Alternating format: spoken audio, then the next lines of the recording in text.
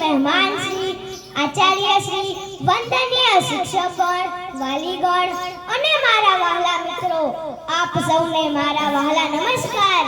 આજે હું મારી વાત કોઈ ભાષણથી નહીં પરંતુ એક પ્રશ્નથી શરૂ કરવા માંગુ છું।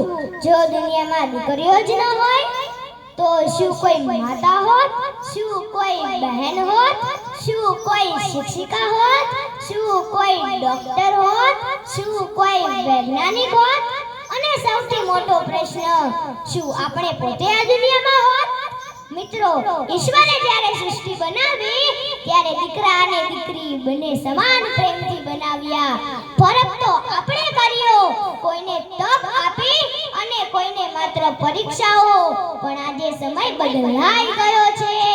આજની દીકરી કહે છે, મને પાંખો આપો, મને પાંખો આપો, હું આકાશ જીતી બતાવીશ, મારા પર વિશ્વાસ કરો, હું પરિવારનો નહીં આખા દેશનું ગૌરવ વધારીશ।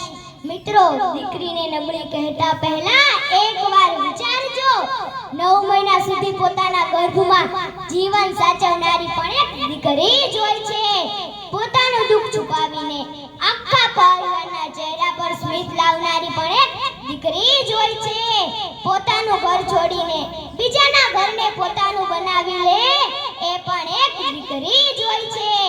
એટલા માટે હું ગર્વથી કહી શકું છું કે દીકરી એ નબળી નથી, દીકરી એ નબળી નથી, દીકરી એ શક્તિનું બીજું નામ છે।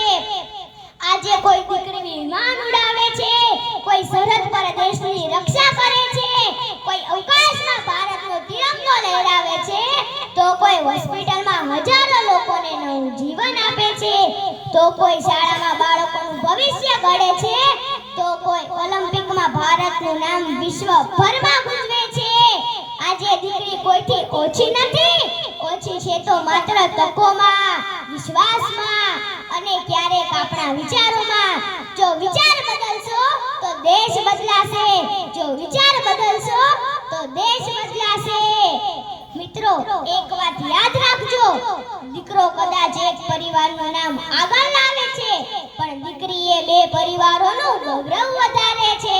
ઘરમાં દીકરી જન્મે ત્યારે માત્ર એક બાળક નથી જન્મતું, એક મમતા જન્મે છે, એક પ્રેમ જન્મે છે, એક સંસ્કાર જન્મે છે, એક ઉજ્જવળ ભવિષ્ય જન્મે છે। આજે પણ જો કોઈ દીકરીને ભાર કહે તો હું તેમને કહેવા માંગુ છું કે ભાર એ દીકરી નથી, ભાર એ દીકરી નથી, ભાર તો આપણા જૂના વિચારો છે। જે દિવસે આ વિચારો બદલાશે, જે દિવસે આ વિચારો બદલાશે, એ દિવસે દેશને નવી દિશા મળશે, જે દિવસે દેશને નવી દિશા મળશે। દેશની પ્રગતિ મોટા શહેરોમાં નહીં, ઘરના નાના નિર્ણયોમાં છુપાયેલી છે। જ્યારે એક પિતા પોતાની દીકરીને ભણાવે છે ત્યારે માત્ર એક દીકરી જ નહીં, આખી પેઢી શિક્ષિત બને છે। જ્યારે એક માતા પોતાની દીકરીમાં આત્મવિશ્વાસ કરે છે ત્યારે સમાજને એક મજબૂત નાગરિક મળે છે।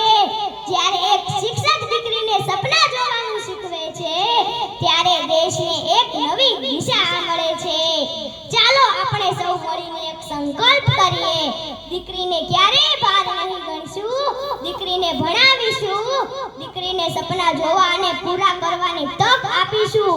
કારણ કે જે ઘરમાં દીકરીનું સન્માન થાય છે ત્યાં સુખ પોતે જ સરનામું શોધીને આવી જાય છે। અંતમાં હું એટલું જ કહીશ કે દીકરીને બચાવવાની જરૂર નથી, દીકરીને બચાવવાની જરૂર નથી, દીકરીને તો માત્ર વિશ્વાસ આપવાની જરૂર છે।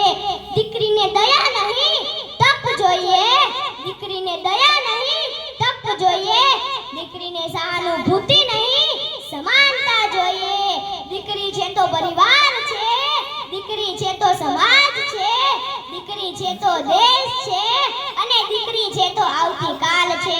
અસ્તુ, જય હિન્દ, જય ભારત।